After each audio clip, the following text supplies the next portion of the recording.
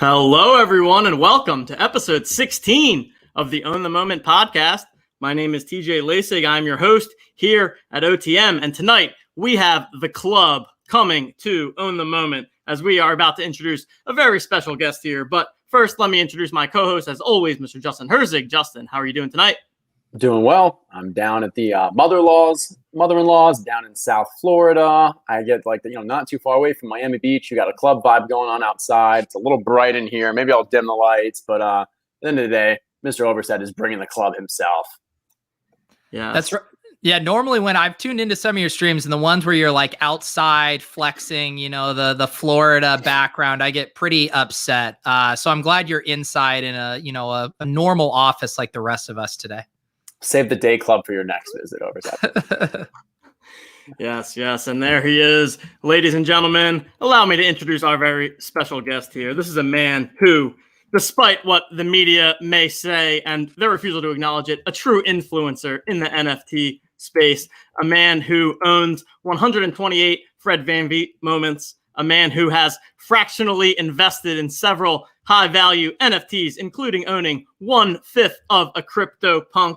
He is the host of Club Top Shot and the man behind the mans, Mr. Peter Overzet. Pete, how are we doing tonight, my friend? I'm doing good, guys. I'm excited. I'm a big Own the Moment fan. I'm a lurker in the Discord. I'm tailing Justin's picks. I was actually on vacation, was it a week and a half ago? And I was taking a Twitter break and I saw Justin kind of talking about some of the Rising Stars moments he thought was undervalued. So I tailed him on like the Halliburton and Hero. And I start getting tagged in my Discord of everyone blowing up my spot. Oh, Pete's buying moments on his vacation. Like I couldn't even lurk because the blockchain makes it all public, Justin. So I blame you for that one. It's the worst. You're using the blockchain to tail and then you get caught tailing. And gosh, you need a stable boy for Top Shot to make your purchases. Yeah, I need to be washing my purchases through another account just to keep the Discord bros off my back there. So I'm excited to be here. Oh, how was that? What was it like being away from Top Shot for like a week or maybe a day in between? Yeah, and that was the week that all the other crazy NFT stuff was going on. The Beeple sale, the 2 CryptoPunks for $7.5 million. So it felt like things were moving fast. But I honestly, I had a Zen approach. I knew how badly I needed a break from being like basically when Corona hit, just doing content nonstop for a year. So it felt really good to get a break, and I did relish it. And then when I got back, I started refreshing and F5ing like everyone else. So we're back in the rat race. Yes, back at indeed. I'm actually on a little vacation myself here, as people can see, a little bit of a different background, but I'm in sunny San Diego for the week. But Top Shot has still not escaped me as here I am. Where in San Diego Wednesday? Yeah, what are you doing Wednesday? Torrey Pines, man, playing Torrey Pines on Wednesday. Pretty excited about that. So, and a couple friends are out here. They're downstairs. They threatened to make a ruckus and come up and disrupt the podcast. So hopefully that does not happen. I think we'll be okay.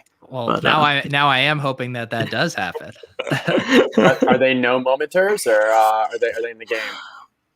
I would only one of them are in the game. 2 of them were trying to sign up earlier today because I desperately try not to talk about NFTs when I'm hanging out with like normal people, but then I have 2 White Claws and I'm like, have you guys heard of NBA Top Shot? And then I just can't help myself. I mean, I've seen the memes, but it is going to be so funny when we're all back going to bars and then we realize that the only things we have to talk about are NFTs. We're not going to be too popular at the bar. I mean, what's everyone else going to be talking about? Like their 3rd Labradoodle that they just raised, like the real world, they just bought a new car. Come on, like. I think what was the early trend? Making sourdough bread. That's what everyone's doing. Homemade sourdough bread. So they'd be like, I perfected my sourdough bread recipe. That's true. I feel so out of like the rest of the real culture. Like we have our own digital space and I'm perfectly content there. And I don't know. We'll see. Also, I don't go to bars anymore, so that's fine. But. Well, that's how I feel like I still have my day job and, they'll do like little social gatherings and hangs. And I'm like, I'm socializing online like all the time. Like I don't need my social outlet for like work game night, but I sometimes forget not everyone is wrapped up in a robust NFT community like all of us. Yeah, and when you say day job, is this minting physical cryptocurrencies? Yes. Is this one of your 57 personalities? Like what? No, What's going on? I work for a software company. I've had the same job for like 7 or 8 years now. I'm in marketing and yeah, so I know people they can't believe that I somehow have a real job, but I very much do. I actually don't think I knew that. That's interesting. Yeah, because that's definitely one of the things that I wanted to talk about. Like, obviously, you have a pretty, I would say, unique and niche stance, both in the Top Shot space and the DFS space, where you not only provide content, but you provide comedy in the meantime. So just curious, like, when did you get into all that and how did that come about? And how specifically did the idea for Club Top Shot come about? Because I think that's obviously been a huge hit in the community here. Yeah, I've always had, I did improv for a long time before I started doing like fantasy football podcasts and stuff. So I had like 4 or 5 years of performing here in Boston, and then started a podcast with some of my buddies who were big into fantasy football. And then I kind of just found that niche of like, hey, I like fantasy sports. I like sports betting, crypto, all that. But, you know, what are the things that I can do that maybe other people can't, because everyone's way better than me at, say, you know, the analysis and all that stuff. So I had fun focusing on the comedy stuff. And then, yeah, the Club Top Shot was funny because we did the show with LG from the first mint. And then that video did really well because it was one of the first kind of videos on YouTube that was long form about it. And then I interviewed Jack because I heard about his big buy. And then he joined me and Peter Jennings for an episode. And it just kind of was born very organically out of that episode. I don't even remember. I think we opened packs at the end of the episode. And with the music, I just was pretending like I was a DJ randomly. And everyone started calling it the club. And then literally like 2 days later, Club Top Shot was born. And I remember DMing with Justin too, because you guys were launching Own the Moment at the same time. Like we both had moved pretty quickly of just being like, hey, we're 3 days into it. Let's start a podcast. Literally. Yeah. And I'm pretty sure that's when you opened the number 69, Joel Embiid. Yeah. It was that very early. Yeah, which it did get snapped up in this bull run. I had it comedically listed for $690, and I just thought it would sit there for a long time. And then that bull run from 2 weeks ago, which I'm sure everyone now feels like was 2 years ago, someone snapped it up, so I no longer have it. I'll admit, I followed You Are an Influencer. I had the Kevin Porter Jr., and it was number 69 for his rookie debut, and I also posted it for 69.69, and it got snapped up in the run back. Wow, there you go. I'm telling you, it's funny looking back through those sales prices. I feel like there's so much of the meme pricing. I was looking back at some of mine. I was looking at my Jokic base moment, just his Series 1 common base, and I had bought it for $161, and I believe it is serial 161. It's either that or 261, but someone listed it for the exact price as the serial. I feel like there's all kinds of oddities with what thought process goes into the listing price for people. Yeah. And I feel like, I mean, we've talked about this a little before, but and now we're actually getting into Top Shot stuff, so that's valuable. But when they made the change for how you actually go in and make a purchase, anyone that's not just going for the lowest ask is kind of getting screwed out, because before you would actually scroll through and you could have a lot more on a screen. You can see where there's kind of outliers in a price for that, double digit, triple digit, et cetera. But now I think the way that they have it structured is there's just such an inclination to, okay, go and buy the cheapest ask. And so all of these more kind of unique serial numbers, or even the lower ones, are getting up. We've definitely seen from a data wise are being purchased significantly fewer amount of times than before. Yeah. We need like a special way to highlight it. Like we need like 69 day where like the jersey match, like that one gets highlighted in the drop down and stuff. Let's shine some of the lesser publicized serial numbers today. I mean, I know in baseball they do Jackie Robinson Day. I'm pretty sure that's 42. But like they all were 42. Why is there not a 69 day? Like, I mean, use your influencer skills and get that, because if you can get that on the jersey, eventually, like we're going to have a day where they just have an entire set of 69 jerseys, and that's now the jersey number. Like, it's true. This is going to happen. Are you guys still, because I feel like in the early days, I called them the numerology bros. They were having so much fun with like, this is the guy's birthday. This is the zip code he was born in. Have we moved on from numerology bro stuff, or is that still alive and kicking for you guys? Justin's definitely going to plug his numerology here now. Hold up. So I'll just, sorry, I stole your thunder. There's all these bits out there and all these numerology bros, but like, then there's the numerology god. And like, the god is LeBron, the GOAT, the god, like everything. And when you can have one jersey, that's really cool. But why not get two jerseys? And why not get number 623 or 236? And the great thing is, cosmic, hollow, all that shit, there's only like 50 of them. So you can't get all the way up to 623 or 236. This makes it even more rare. Get the double jersey. Get on the train. See, this is what I told people when they were in my Discord talking about their favorite numerology numbers and the ties. I'm like, you're going to have to create like a blog and a narrative and a community around why this moment in Serial is important. And I feel like you are the first numerology pumper. You were trying to pump an unorthodox numerology convention, but I think you could probably pull it off with this platform. Pete, he wrote an entire article on it, man. I read that article. I did.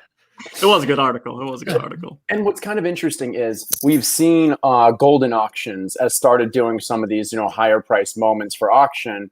And one of the ones going on right now is it's one of the Kobe dunks, but it's a serial number that I wouldn't have ever otherwise thought of. And I think it might be like tied with maybe Kobe's numbers or something, but it allows the person who's given the auction to actually have that paragraph written out of why this number is special, why they're doing this auction.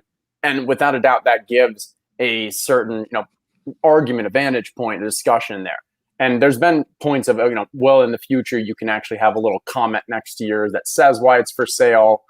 I think there's going to be a lot more interesting ways that people can kind of list their various moments. Yeah. And so for people who are numerology bros, like, you get an opportunity future.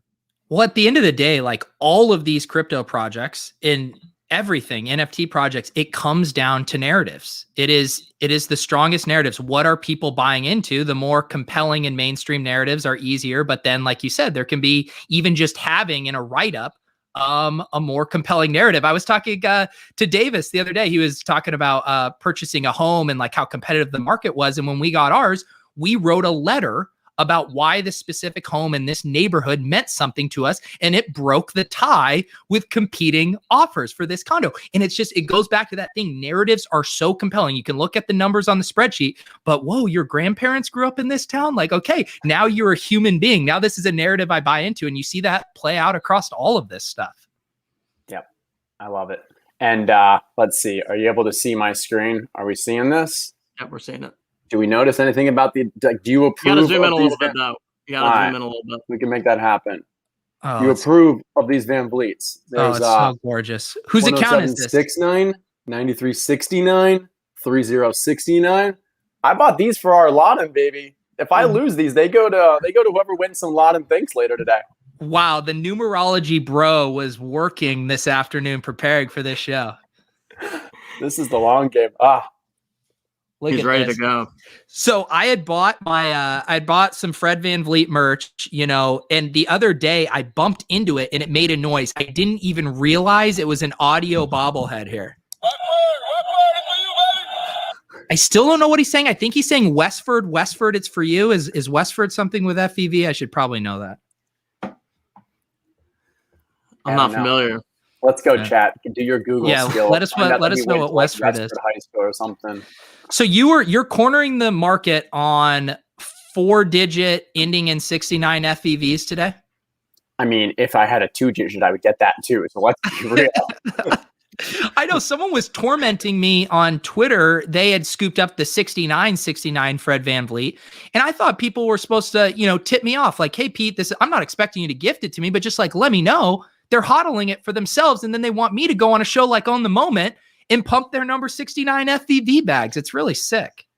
And there we go. We got Rockford, Illinois. That's where Van Vliet is from. Okay, thank you. Got a bunch of the chat far smarter than us about our Van Vliets and our obviously fandom. So what is your plans for these FVVs? You just gonna hold them ransom from me? Well, so normally I try to find the person who would value them the most and then figure out what is necessary Like, there's literally only how many people really want a Van Vliet? Like, you probably got his mother and, some sisters, some friends that are on the site. But then you've got how many also have this tie-in. And when you strike gold, like, don't just buy one, just go through them all. That's right. Well, that's your MO. I know you gobble it up. See, what happens to me on Top Shot is I know if I did find an undervalued moment, I should buy multiple of them. But the collector side of me kicks in and I want to spread my money around. I want to get this moment because I don't have it. And I have started a little bit, like the John Wall, his first moment on the site, the Blake Griffin, get a couple of them, scratch that itch. But it's hard for me with my collector brain to go Hertzig bot and scoop up multiple of these. You don't want 71 Al Horfords for the career chance that he was going to become in this Cool Cat 3 challenge. Then they throw out 7 different challenges before that. And then it's like, oh yeah, by the way, we also have Cool Cats, but everyone knows it's going to be these other guys that are /35K. And those prices are just going to go down so much that Al Horford doesn't really matter, but I am holding them for the long game. I did tail you on some of those as well. So I'm sitting on some false flag common challenge moments too. Maybe one day Horford will be in the challenge and then it'll all be worth it. Or, hey, he still has a ton of potential in his career. Maybe he could just become an NBA. He's got backdoor Hall of Fame potential. He's probably I don't know what his basketball reference is. He's probably in that 30% range right now. I mean, at this rate, every single moment will be involved at a challenge at some point. I mean, we are just rifling through challenges. So if you have a random common moment, just hold. I mean, you're a day away from it being involved in a challenge.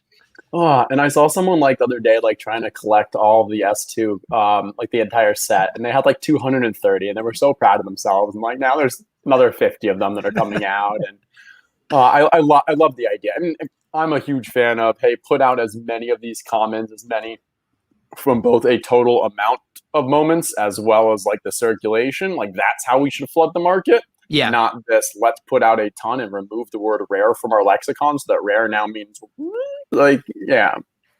Well, and forgive me, I don't want to, my hosting techniques kick in here. I don't want to take over your show, but I feel like the elephant in the room right now is the market crash. I saw lots of people panicking today about stuff. I'm curious what you guys have been kind of interpreting that. I'm sure people would like to hear that. Yeah, so we saw the market crash, and we were curious what your thoughts as the guest of the show, what your thoughts are on. I'm sorry. Yeah, I'm looking at the show plan right now, and you literally stole the next bullet. So you're good at what you do. I started doing your job for you. I was thinking ahead of this. I was like, man, we've had a lot of high-profile guests and whatever, but I'm most nervous to host Pete because I don't think I can host the ultimate host here, and you just proved that is definitely the case. No, I'm actually better tonight. Normally, I'm just hammered and dicking around. So no, you're doing awesome. No, let me actually jump there. So the way that I'm kind of thinking about this right now is when I think about the experience for new users right now, they join Top Shot and they either go to the marketplace, maybe they buy a moment or two that for a player they like, a team they like, or more often you just see them kind of waiting for packs because they've heard these are free money. If they did buy something, anytime in the past couple weeks, if you bought something, it's cheaper the next day. Maybe you even tried to complete that CC2 challenge, you got burned. And so you kind of start thinking okay, why should I keep buying? Because whenever I buy, the next day, the prices only gradually go down. And so you can even enjoy the experience. You think the place is really fun, but you go to the marketplace, you just lose money. So it really just gets all these new people to say, okay, I'm just going to wait for a pack. And then when you get a pack, you're like, well, my entire experience has been when I get that pack, the prices, when I see the market, the prices go down. So I'm just going to sell as quickly as possible. And then you just undercut the next person because you feel that, hey, if I don't undercut them, I'm not going to sell. And the next day it's going to be worth even less. And I think it's created this kind of vicious cycle. And I've been thinking about how do we get out of this? Because I'm still very bullish on the long term, but as more and more joiners enter Top Shot, this new experience really only compounds. And I think that's the cycle we're in now, that we can get out of it. We've got some ideas for how, but that's at least how I feel people are kind of experiencing it right now. Yeah, and the thing I keep hearing a lot of is this thing of okay, it's great we have all these new users, but they're only in it for the pack buying and flipping experience. They just are chasing that EV. They're not actually interested in engaging with the marketplace. I get that that's happening, but my analogy that I was thinking about Is a casino, do they want you playing slots and roulette if you're there? Obviously, they prefer that. Do they still have a sports book where you could just go and watch games and not spend any money, or go sit by the pool and not spend money? Do they still offer that? Yes, because they're trying to get you in the door, and they know if you spend a long enough time there, you're eventually going to buy a few drinks. You're eventually going to go play a hand of blackjack. And I feel like that's what's going to happen here with Top Shot. Like, eventually these pack flippers are going to stick around. And I do believe just getting as many people in is overall good for the ecosystem, even if they come in trying to flip packs. And I think it makes sense. That's the easiest way to engage with the product and the thing. It takes no knowledge. You just go get a pack and you just increased your value. But then you start to get curious like me. You start to poke around. You start trying to figure out the series and what moments you like. And so I'm still very pro, let's get as many people on the side as possible. But I know that's a concern for people right now. You pulling up the Roham tree right now? Okay, that's what I was thinking as well, Justin. Oh yeah, I did see this. I think what you're saying makes complete sense. And so when I think about the way that Dapper Labs is probably thinking about all this, I think it aligns with exactly what you're saying. They've got data, and obviously they're running all the numbers. It's a very smart company, and they're trying to figure out like what's the best way for long-term success. And if you look at what Roham's numbers are here, it aligns with the story you're telling. Where, okay, so first off, 84%, 12-week retention across all collectors, 80% of them are eligible. Of the eligible users are joining the limited edition pack drops, ton of people in line, more retention numbers. Okay. What he brings down later on, though, is, all right, where was the money tweet? All right, this is bad. Okay, I don't remember exactly. But in general, what he's showing, okay, so here it is, yeah. Our metrics show the collectors who open at least 2 packs and also trade in the marketplace, meaning buy or sell, then they retain nearly 100%. And they're seeing other high retention numbers. So I think their goal has been, how do we get the most amount of people attracted to Top Shot? And I think a lot of the people who are probably listening to this are like, well, but signups aren't even fully open, and the all these rare drops, all this additional kind of excitement that they're creating is only going to saturate the market, and it's leading to a poor experience for the initial users. And I agree with that, and I do believe there's definitely oversaturation. I think the challenges have been overdone, and I think most people would agree with that from what we've seen. But I think their still long-term belief is that this might lead to some initial friction, maybe prices even going down. But if they can create enough excitement, enough of a fun user experience, that when people join, they're in it for the long run. Similar to what you're saying, you come into the casino to watch your March Madness game, and you stay at the blackjack table to lose your money, and so forth. And that's what I think like they're trying to build for. I don't think everything's done perfect. I don't think anyone does, and I think Rohan would probably be one of the first to admit that there's been growing pains both from a product and a technical. But it does seem like, based off this tweet they put out today, they have a shining star. They have data that they're kind of trying, like what their metrics and what their key performance indicators are that they're trying to improve and grow towards. And it aligns with what you're saying. I think it makes sense.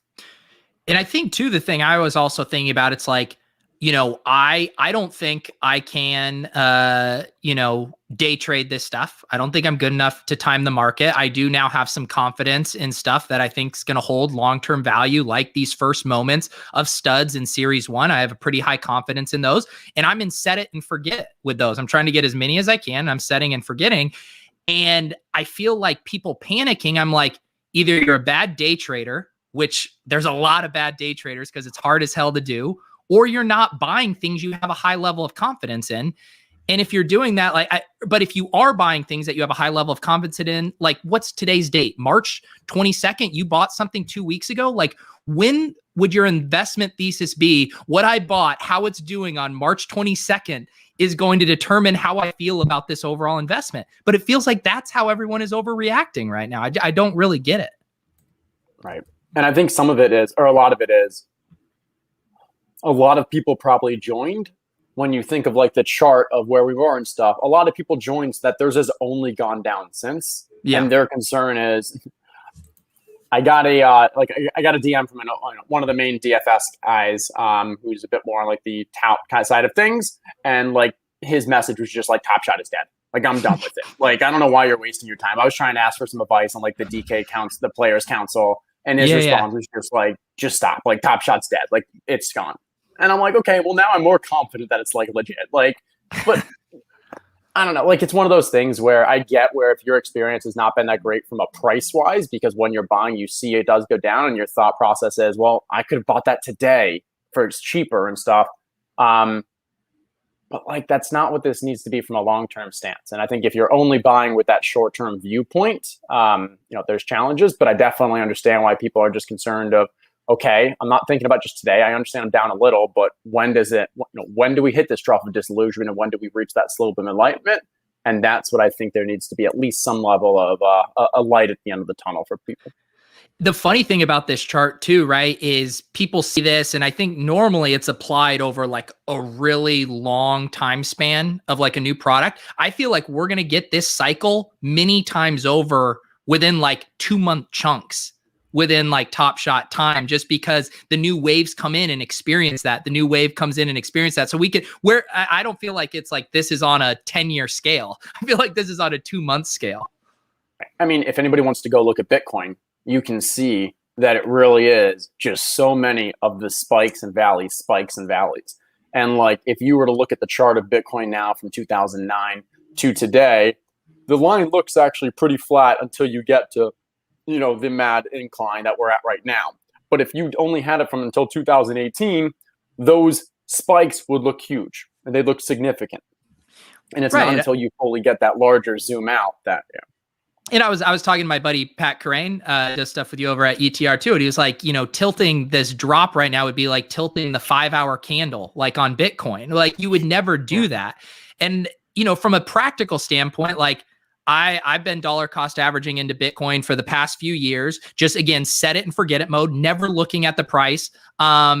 And yeah, when it's pumping, I put the little widget on my phone and it's fun to see that Bitcoin's going up. And then when it's not, I take it away because my investment hasn't changed. Of course, it's funner when it's pumping. Same with Top Shot. I'm checking my little red notification bell all the time. Did I sell anything? What's my account value? All this. And then in the bear market, I haven't checked my intangible, my evaluate market for like the past week because it's not healthy. But how I feel about those investments haven't changed. And I feel like people, I know that's easier said than done, but it's like, we need to have a healthy relationship because you will drive yourself crazy. And I've seen people driving themselves crazy here. And I feel like a lot of the people that are the most upset right now are the people that bought kind of at the top, right? And since they got in, they have seen their accounts continue to go down. Like Justin said, they buy a moment, it goes down the next day, then it goes down more and more. But I'm with you guys. I definitely have not been checking my account valuation nearly as frequently and would recommend that. I mean, there's really no need to, right? We're in this for the long term. We think that the cycle is going to repeat many times over and over. I think there's been so much supply that was pumped into the system over the last 2 weeks. I mean, they really, really tripled down essentially on the All-Star game. So I'm curious if they're going to slow down now in terms of new sets, new moments coming out. I don't know.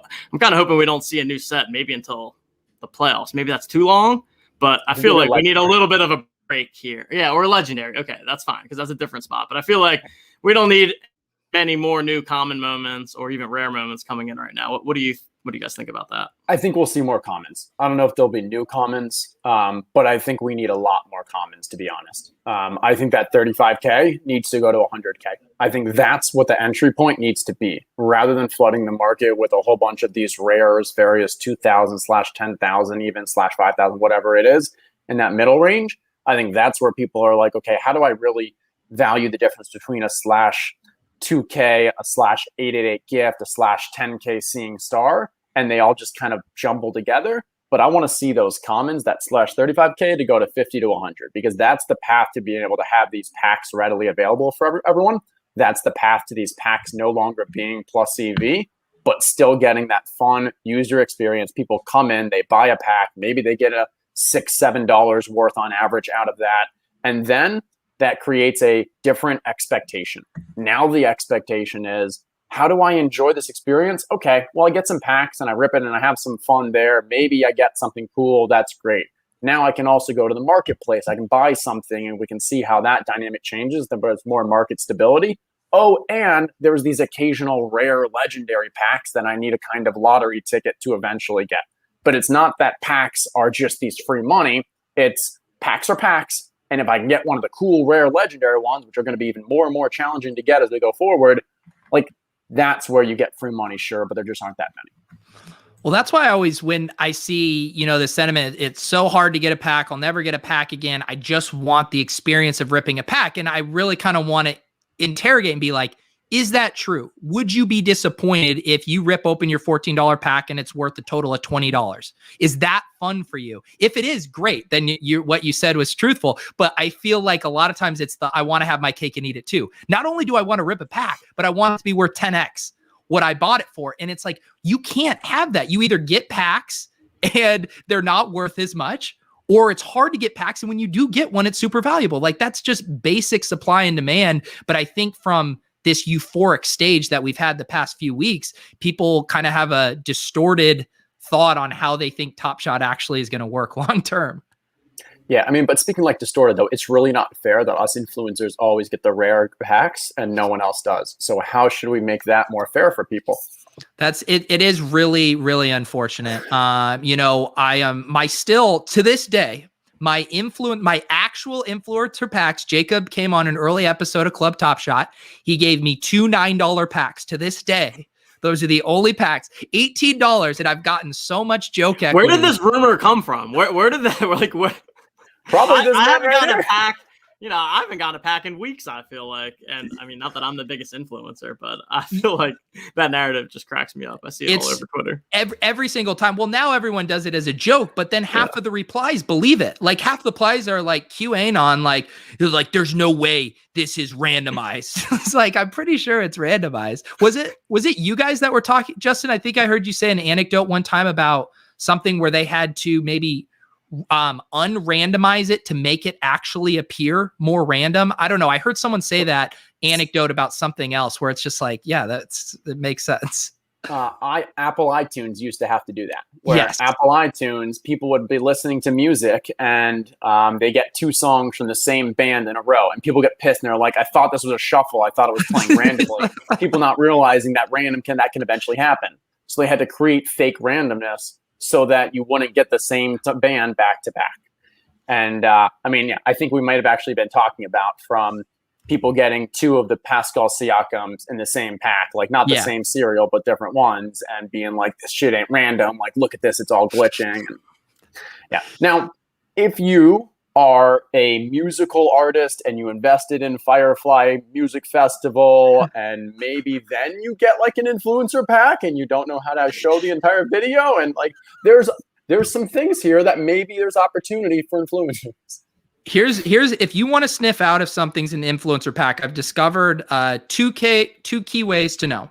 The first is if they stream their pack opening via their phone on their computer. We're talking no screen share. I'm talking Diplo, Ja Rule, grainy ass thing. Watch their pack. That's the first telltale sign they received the pack. The second is if they have a really nice mic that they clearly have never used before and their agent has set it up for them. If they have not set up their own mic, it is an influencer pack. So those are the two things you need to be looking for.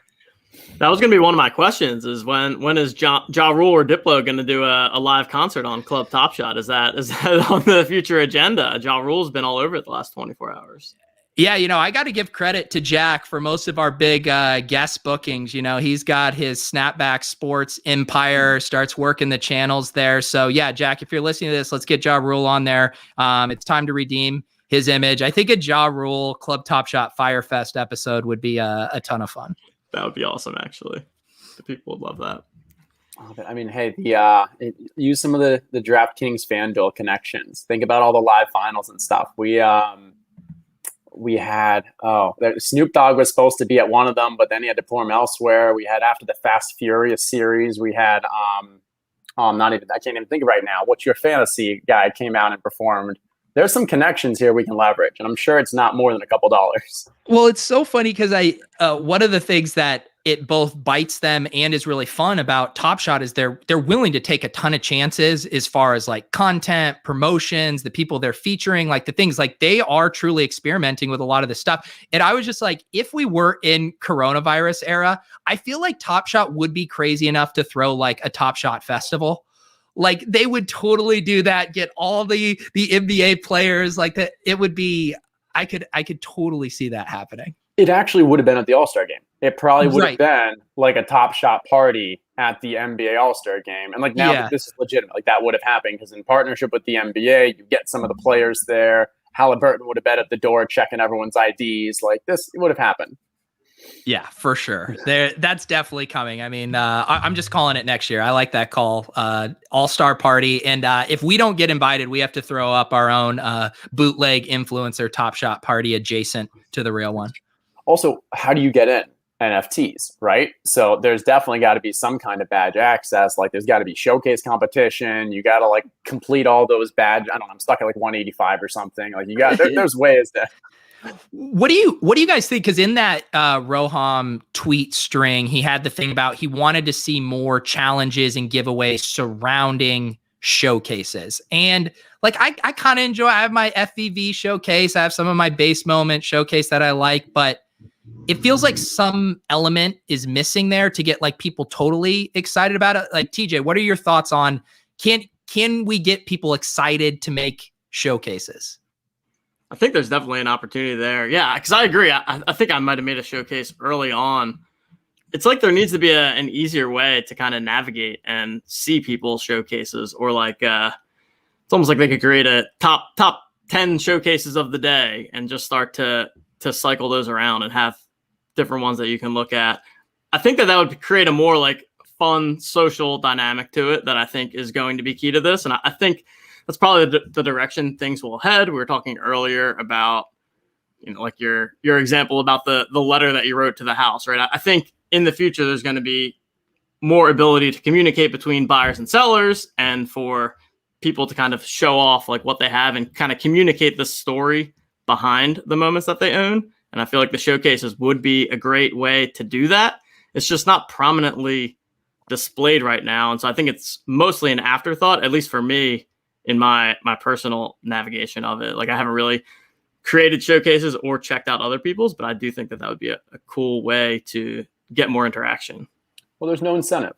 I mean, you've got to gamify it. And so whether you gamify it with packs or whatever, and like I've been trying to decipher through all of the Roham interviews and various other Jacob stuff talking about the hardcore game. And some of the kind of things that we're learning are that there's going to be prizes and rewards for completing and beating the game or beating levels or something, or winning some form of the game.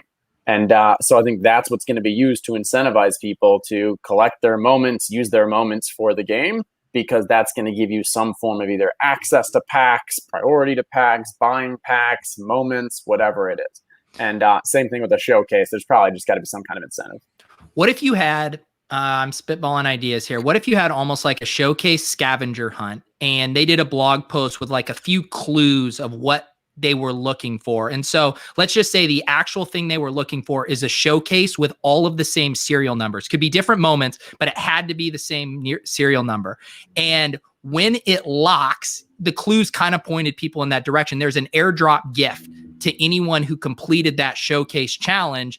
And it would create this kind of fun like scavenger hunt. And there'd be multiple ways to go about it. So it wouldn't manipulate the market, and there could be fun thematic things. I feel like stuff like that would get me incentivized of like, oh man, I need to go track down all these saved serial numbers so I could have a chance at this. I feel like we need a collectors council where we can use these kind of ideas that you just had and pitch them to Roham and team. There you go. I saw you. Look at that transition. Look at that transition. Let me have this queued up for. I like that idea. I did want to.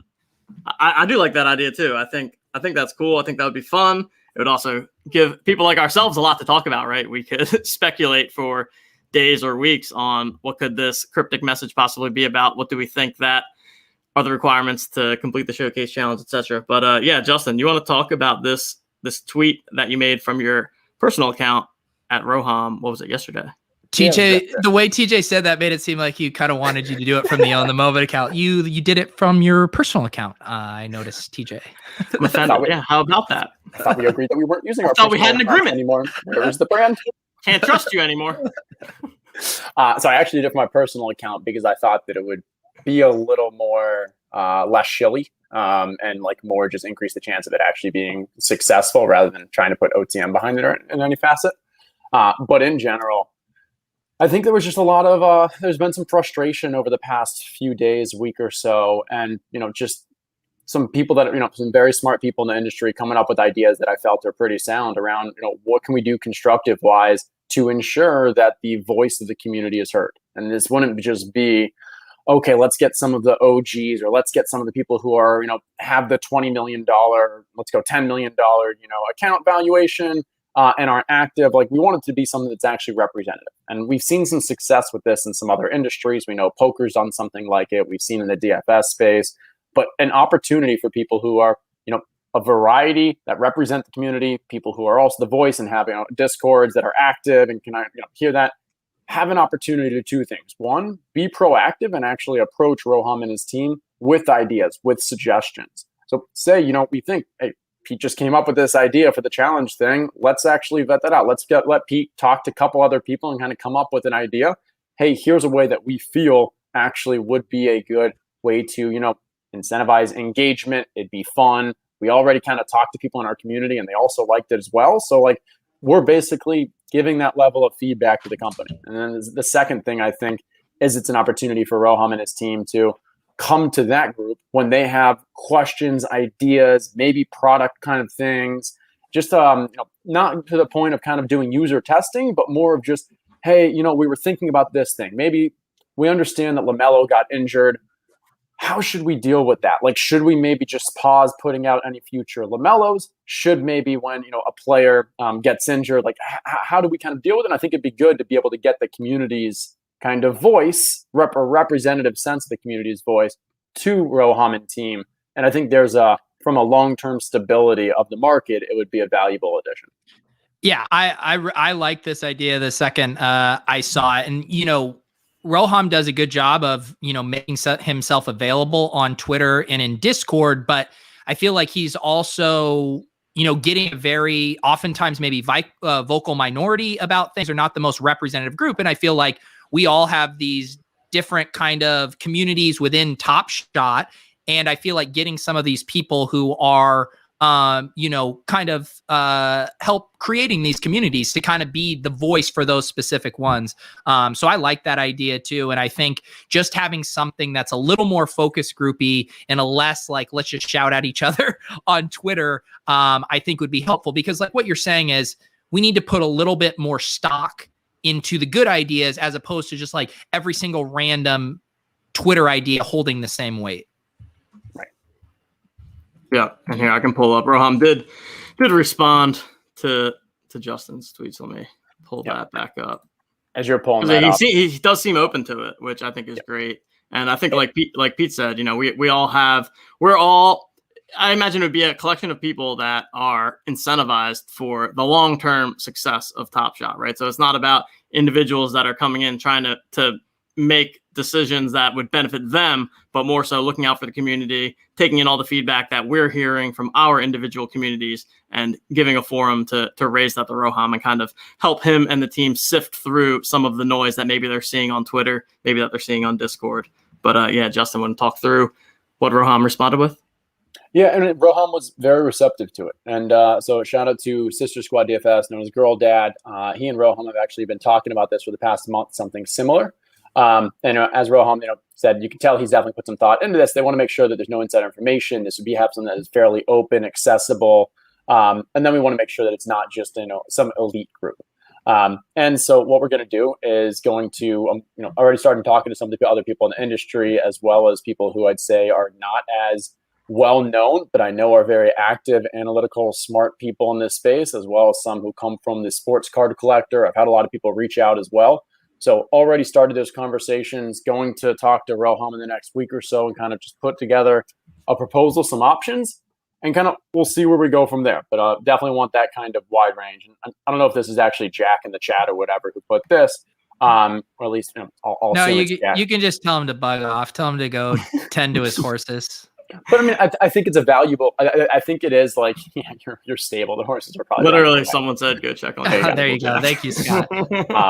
But I think in general, at the end of the day, it's not like they have to accept what we say. But I do think it's valuable to be able to get that voice and that kind of concept. And there's got to be some level of, we come, the three of us will come from tech companies. You got marketing, you got product, you got all different sides. we use user testing on a daily basis. That's not something that's, not non-traditional. I think this just allows you a more steady, consistent manner to kind of get that feedback, and they can do with that feedback what they want. And it's almost, the office hours are almost kind of functioning like this in a way where you have the office hours in the Discord. We have our minutes keepers who type up the notes, and then they go share that with the greater community. And so when Roham says, I want to make sure there's no insider information, like in a way, some of the office hour stuff like could come across as inside information, and that like not everyone's seeing it. Luckily, people are bringing it to more people, but I assume this would function in the same way. You would go in there, you talk to him, whatever the idea is, you would write up a minutes there. Hey, this is what we all talked to Roham about. These are some things. So it'd be like a more elevated, hyper-focused version of the office hours, I assume. Yep, exactly. I think there's a few different ideas. There's the idea of even just an open chat that's read only by everyone. There's the idea of, trying to keep it away from like meetings, but keep it, a bit more informal, have those regular updates. I like the idea of what you were just saying, where it's kind of that middle ground. There's a lot of smart people in this space, both in the community and on Dapper Labs, that I think are, see value in this idea. And we'll hope that, we'll be able to get this and have it come to fruition. Yeah. And I mean, I think you will have a good shot of getting something like that together. I mean, even today, I was like, they've done such a good job of like cycling through with the pack drop streams, like getting tons of different voices, tons of different people. Like they don't seem locked into any one thing. It seems like they're willing to try lots of different stuff, which I know that frustrates people because there's lots of bumps along the road, but it's also very encouraging when you do have a new idea, because your voice, like you wrote to him and he immediately responded. Like you're not just shouting into the void when it comes to Top Shot suggestions. Yeah, completely agree. Roham has been very receptive to all levels of people, all activity levels, even some of the people that if I was in the position, I would not have taken the time to respond to, because it seems like it was just people who were just trying to get a reaction or whatever. So mad props to Roham for that. I know that his time has to be so valuable, and the amount of time that he still puts in engaging with the community is fantastic. Yeah, I mute and ignore people for far less than what they do to Roham. So yeah, shout out to him.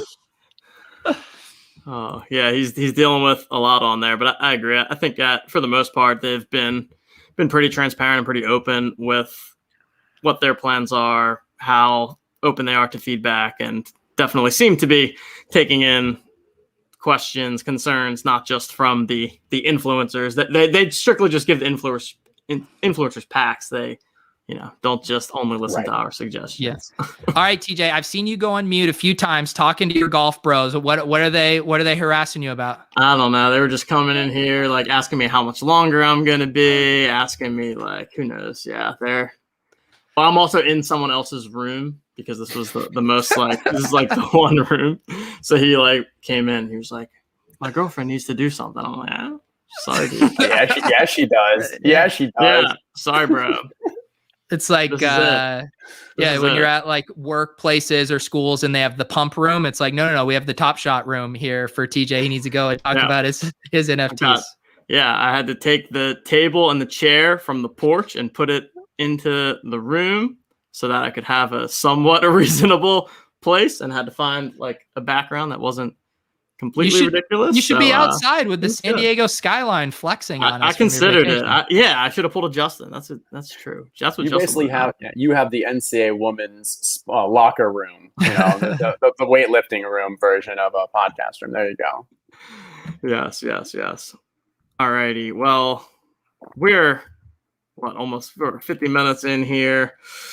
Trying to think if there's anything else we wanted to make sure that we touched on, Justin. I know that we wanted to get into a little bit of a Club Top Shot special and do a little bit of Lot and Thinks on behalf of Pete and the club. So I think that would be more than appropriate right now. Let's Pete, do it. What do you think about that? I'm excited. I had a pretty poor showing at Lot and Thinks on Friday. I still need to settle up. I believe I owe like 7 or 8 horses. People were asking me, they're like, hey, Pete, have you bought one of those horses yet? And I was like, no, in fact, I'm in debt 8 horses. I haven't even got into the green yet. So yes, I need to redeem myself here. I think the worst part about being in debt 7, 8 horses is, do you know how many like 1 a.m. nights that's going to be? Like, I don't know what the success rate is of getting a horse on a Z10 or whatever, but now you've got 2 or 3 nights. Like, this is earning a full-time job. You need 2 stable boys. I think I'll have to roll back the tape. I think we said or equivalent value. So I'm really going to try to give my dirty USD fiat to cover this bet, because you're right. I can't be grinding the ponies at 1 a.m. Yeah, I need to. All I know about the ponies is what I saw on that show. But it's, man, are these new things just going to keep coming out? I mean, you've got info with all the people that seem to be on the know of all these new upcoming NFTs. That's something that I've been having on my list, is to try and get ahead of these things. But how do you find out about, digital horses that are now racing? See, the problem is finding out about new stuff isn't hard, right? Like, stuff is popping up every day. It's devoting the time to do a deep dive to feel like you really fully understand things and have confidence in investing in things. So I'm a dilettante, right? Like, I just like bounce around. I like having fun with stuff, which doesn't make for a great investment thesis with these things. So I'm pulled in so many directions, and I like doing content and streaming. And I don't have time to go for 6 hours in a Discord and ask someone about Z8 horses and like their pedigree and how to breed them. So yeah, I am naturally at a disadvantage with that stuff. So yeah, I'm not actually your guy for finding the next hot thing.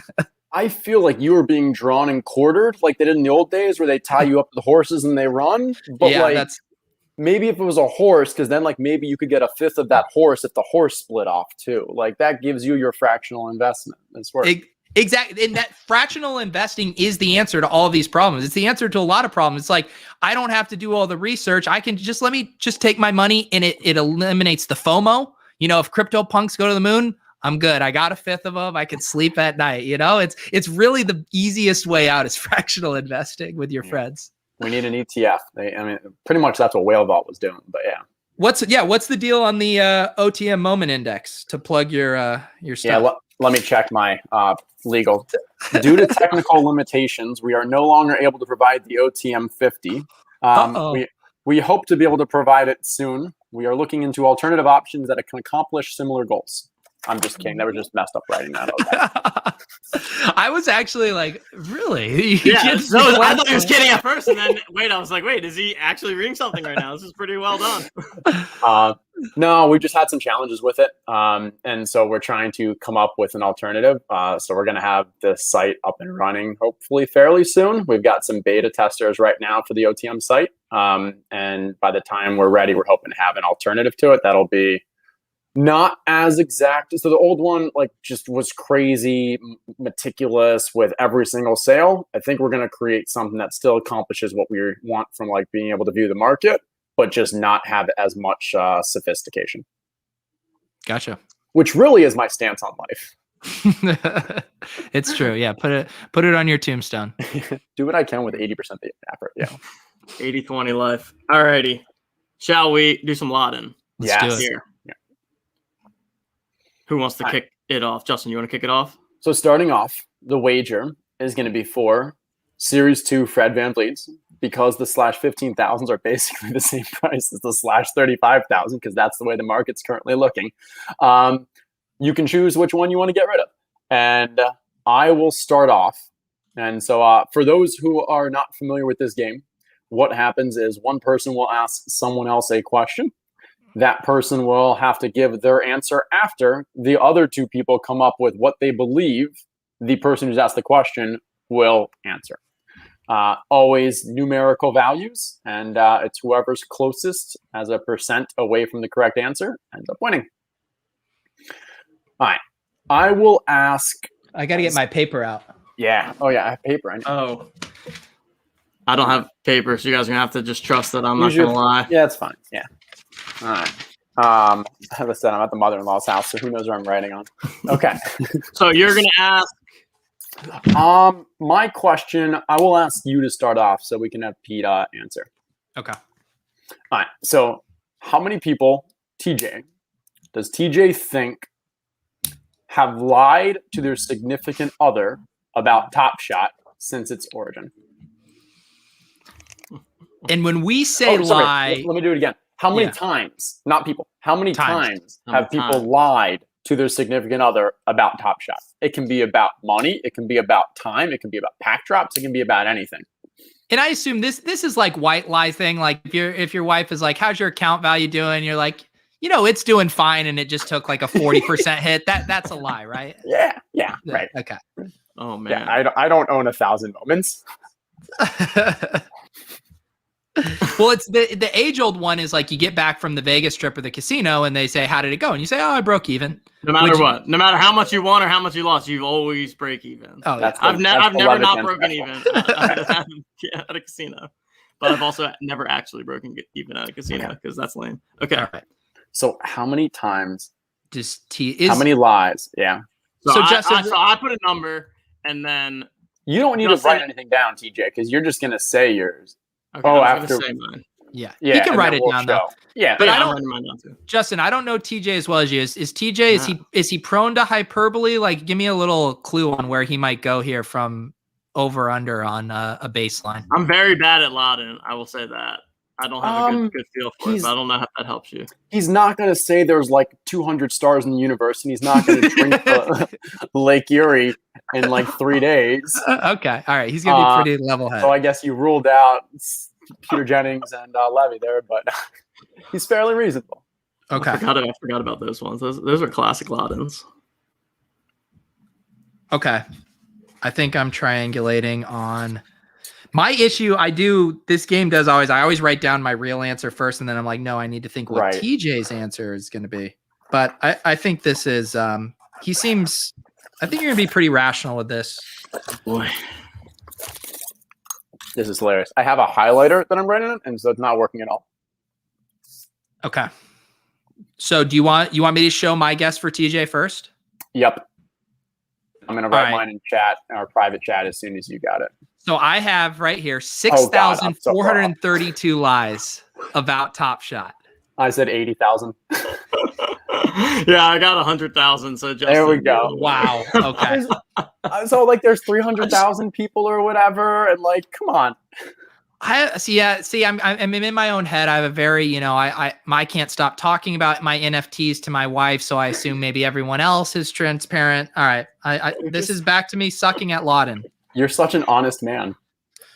Okay, well, I'm going to tell her that I did really well at Laden tonight. Is going to be my lie. I changed mine to 80,000. All right, who's next? So I'll go next, and then you can finalize. So mine will be about. So you ask Pete. Okay. So my question is, how many times does Pete think that Fred VanVleet has shot a basketball in his lifetime? Wow. This one's wild. This one I feel like I actually have to do some back of the napkin math.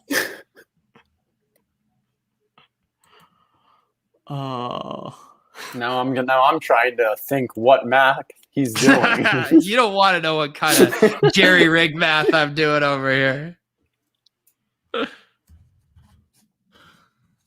Oh boy.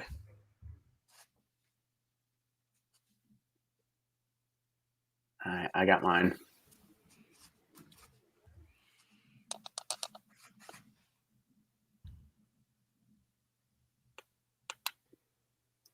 All right, mine's going higher the longer he takes, the more it takes to carry those numbers over and trust. It's an absurd number. No, I can't give away. Oh my God. Oh boy. Okay. I can say first since I don't have something to write it down. Okay. All right, now I'm embarrassed. I need to cross off my math. Look at that. I'm embarrassed by. You got yours, Steve? Yeah, I got my number.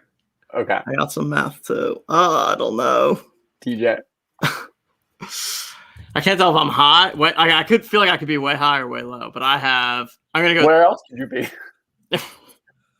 Well, 2 million. Oh God. Oh, okay. You can just have this one. Wait, which direction, Justin? Well, you gave him like a nod, so I'm thinking like you're close. Okay, no, you're saying he's way high. Okay, I win 69,069. Okay, I just know for a fact you're way wrong, Justin. I said 13,400,000. Wow. Wait, how did you say 60? That's so low, Justin. Yeah.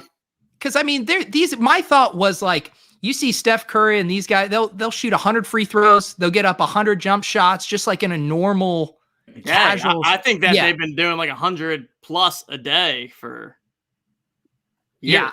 I ended up doing like a day is not that much. My math started working on an average of 300 shots a day. And obviously there's days where there's less and I think more. I meant 690,000.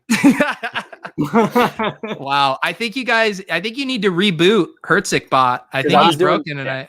Because I was doing 3650 would be 100 a day. I didn't do that math, but I'm saying, and then you multiply that by 20 and you end up getting around that. And then I obviously went for the meme.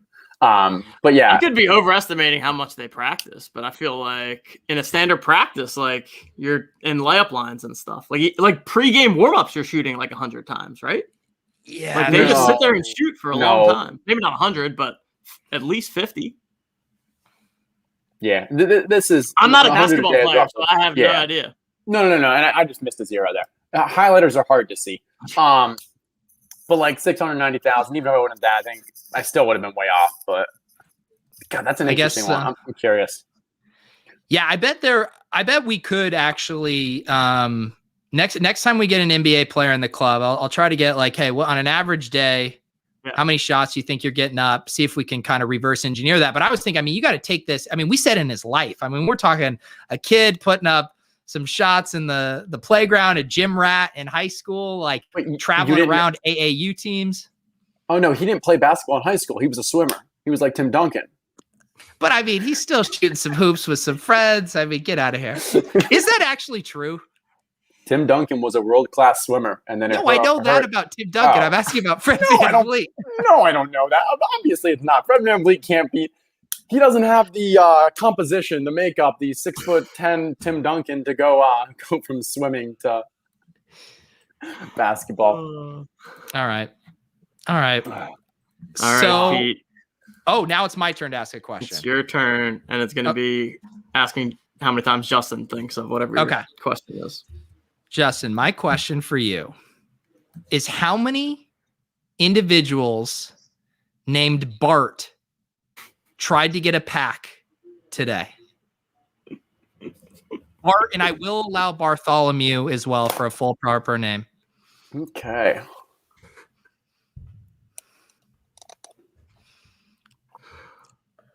Oh. This is a great one because there's not a lot of like hard math that can be done on it. So what was our final tally in the? Was it like 300,000 today? Went after packs. That's fair enough. I saw 290K. Yeah, that's what I was using. I was 285K in line. 261 here. What is up with this influencer status? I know. I was Bubble Boy today. I was like 85,000. James in the chat asking account name. No, not account name, like actual human name. Yeah. I mean, account name. I mean, to be fair, it could be your cat name. If the way that these accounts are created for Top Shot, it could be your dog or cat. Yeah. Elastic Honeybee. Right. If you would have gone, well, no, I'm talking about like people having 10 accounts for their dog and their cat. But so if you would have gone with Spike, this would have been a lot more interesting. Yeah. No multi-accounting talk on this show. No FUD. Boy, this is a tough one.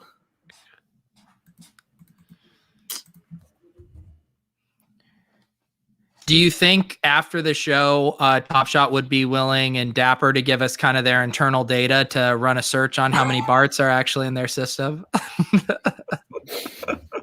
I want to know how many. Yeah, I'm not going to get my process right now.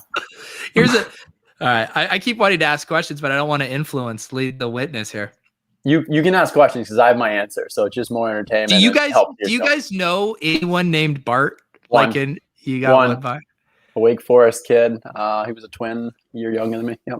TJ, do you know any Barts? No, I don't think I know. I don't think I know any Barts. And how many people do I know? And so extrapolate. Am I one over that many people? So there's my extrapolate. Yeah, there you go. Have some math fun. All right. I have my answer for Justin. Yeah, I put 5. Okay, I went a little higher. I said 14 Barts. I get 19. Ooh, 19. I finally won. Nice. I had a feeling I was low, but I was like, I don't know any Barts. Yeah, and that's I know one, so that's all I was basing off is I don't know. I know maybe 1,000, 5,000 people, like 300,000. That comes out to about that. Wait, so what was the final score on that? Or did TJ get 2? I went Coop is 1-1. keeping track. I think we all behind the went scenes. 1-1. We all went 1-1. Oh, man, Oh, it's 1-1-1. Okay. Should we do Coop. like a closest to the pin tiebreaker for Coop, something? You want to give us a question or something? Yeah. Let's ask Coop one so we can. Yeah. It's Good over. call. Okay. Chat. Give us Brent. your best Laden thinks. We're gonna ask Coop, producer Coop from behind the scenes. Coop is then gonna have to answer, and we will give our best guesses. All Let's right, do chat. it. Chat, and just to give you the specificity is the soul of Laden thinks. The more specific, the better. This is funny, by the way. I have no idea if Darren Heitner is watching this right now, but he just sent me a picture of who falls asleep at the club, and it's me in Vegas sleeping at the club. Wow. So how many years old is that? this is 2000. Well, we'd go to March Madness every year for opening weekend. So this was March 2014. Sometimes you just got to take a little nap. It's a long night. There you go.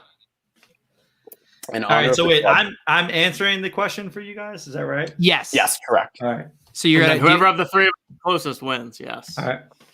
Do you have something to write down, producer Cooper? Are you a trustworthy man? Does this mean I'm not trustworthy? I'm not exactly sure. Peter, are you choosing from the chat anything? Yeah, I'm looking for some good ones here.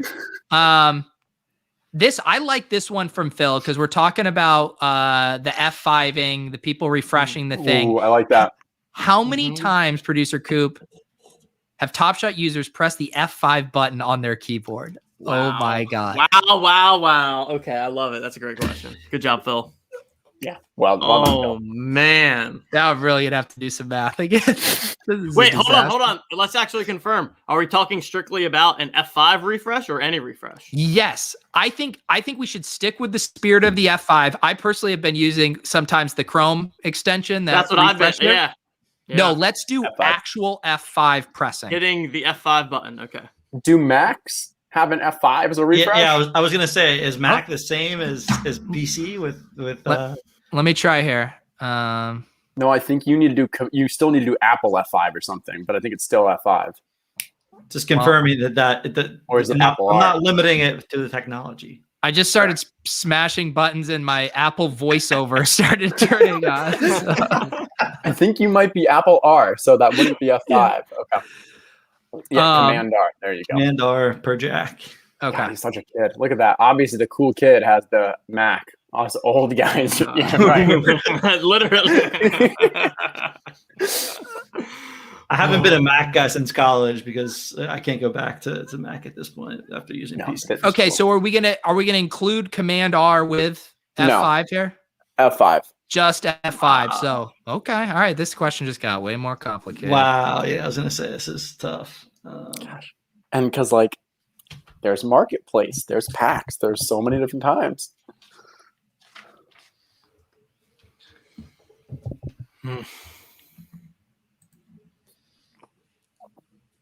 Man.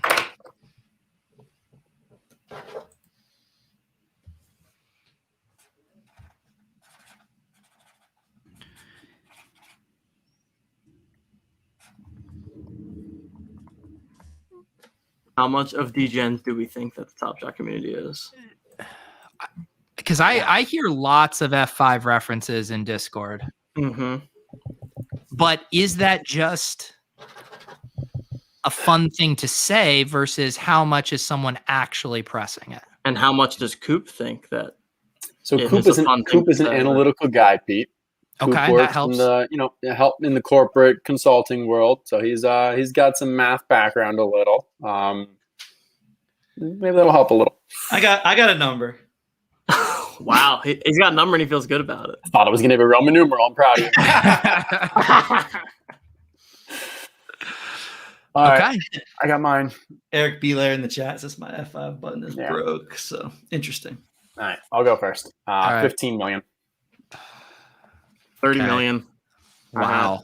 So I'm the low. I did 1.3 million. Oh man, TJ almost hit it on the nose. Initially, I had 30 million, and then I upped it to say 55,555,000. Wow. That's a nice serial number right there. Enjoy your Van Fleet there. All All right. Now, should I send that to your personal account or the on the moment? Yeah. Account? Send it to on the moment. Don't worry. The people, I already told them before the show, I'm going to buy a Fred Van Vliet from the marketplace. The People's Vault is not getting touched, and I'll buy one for myself while I'm at it. I need to treat myself. There you go. You do, I don't know you what my deserve gifting policies are, but maybe you'll get a 69 thrown in your portfolio soon. Don't worry. Oh, wow. Hey, Roham, how about we whitelist FVV gifting? So that's the only moment that's allowed to be gifted right now. Well, it's like the person, I think it might have been Waze. It was someone who tried to give something, but they accidentally posted it as like a listing for a really cheap price or something. He tried to list it and ended up gifting it to just no one, and it just the account was like 602 or something like that. He tried to like type that in, and he ended up gifting it. And there was nothing that they can do for that. It's like sending BTC to an ETH wallet. Wow. I have a bet with Wade's on some. I need to dig it back. It has to do with what the LaMelo Master Challenge price ends up like. If you have the under, you're going to win. Yeah, no, I think it was on the moment value. If it hits a certain threshold, he said he would send me like 69 Fred Van Vliet. So I need to look at that again because that's gonna be a fun sweat. So one of you really outsmarted the other because there was a lot of that was like a leverage, a parlay there. Because if it hits a high value, then Fred Van Vliets are worth a ton more. And if it hits a low value, well, now you're not sending any much more than pennies. The thing is there was no negotiating. He just put this out that it was a conversation. I wasn't even a part of it. He tagged me. He's like, if it hits this, I will give you 69 Fred Van Vliets. I was like, okay, Wades, I'll bookmark this. Wades is a very, very generous down under gentleman. He's a great guy. No doubt. Question. One thing we didn't get to. What happened to Mans? Don't you feel like the man would love Top Shot? He would definitely love NFTs. He would not understand them at all. He would definitely be trying to print out these pictures and selling them to people on the street and telling them it's an NFT.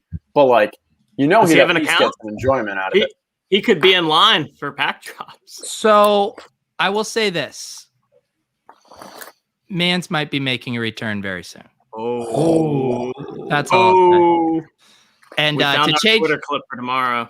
To change the best for last. To change the subject, I sent producer Coop in the private chat the link. I found the Wade's thing. So he said if the LaMelo gets to 7K, he'll send Peter 50 Fred season 2s. So how am I looking, Justin? Not great. Okay. Not great. Yeah. The injury obviously hurts. I think long term it may actually help LaMelo's value, just because depending on what they put out with the oversaturation of moments, you won't have as many going forward. But you don't have the opportunity for him to have those 40, 50-point games that just strike up the price, the rookie of the year and so forth. So you think if it weren't for the injury, I'd be looking pretty decent? Do you want me to say that? Yeah. Yeah, no, I think you definitely had a chance. Thanks. All right. I don't think it was a horrible free, bet that you took. Yeah, it was a free roll. It was a good bet a month ago for sure. And the other thing is, the market could also go crazy again, and then despite LaMelo, despite everything, it still ends up hitting. Yeah.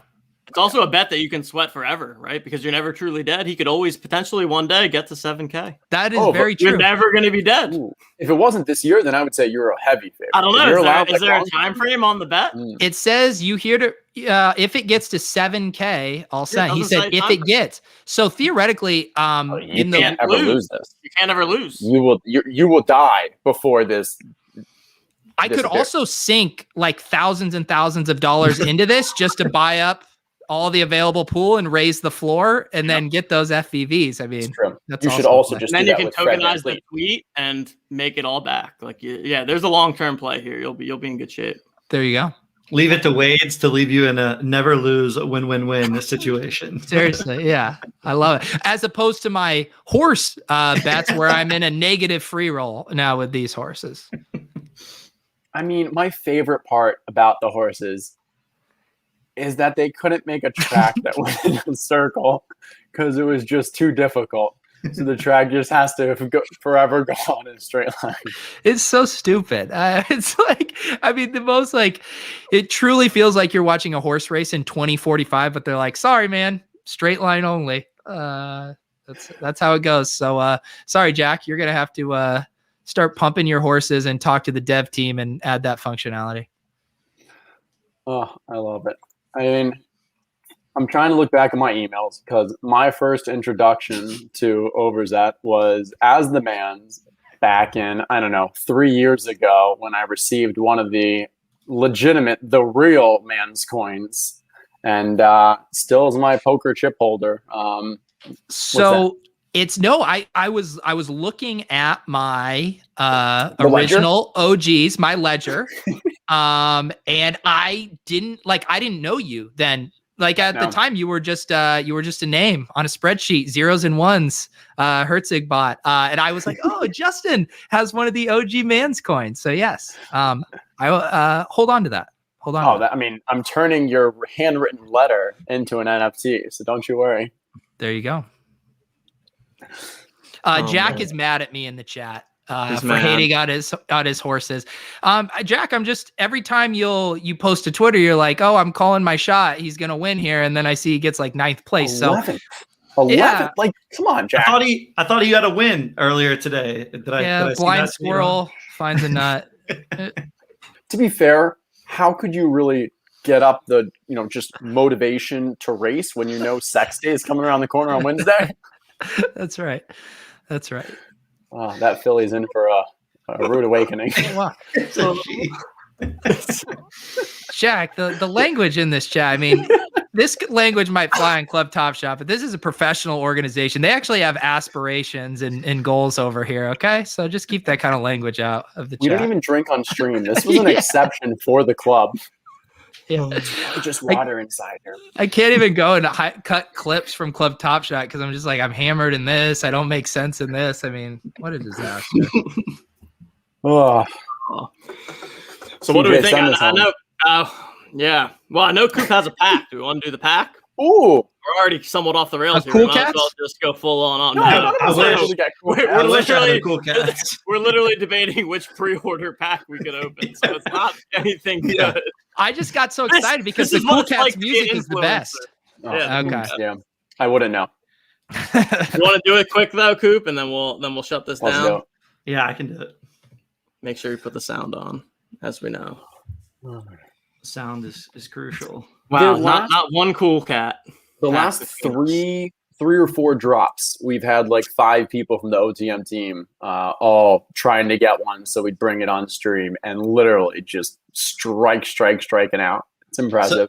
So kind of before I rip it, kind of funny thing about this pack is one of my good friends created the music for the intro music for On the Moment, and I told him like, hey, I'll give you my next base pack, and this was like what feels like forever ago. And so the pre-order pack ended up being like my quote unquote next base pack, and then he's literally just been refusing out of like, I don't even want to spend any more time on Top Shot because of his like frustrations as of late. So these moments will ultimately.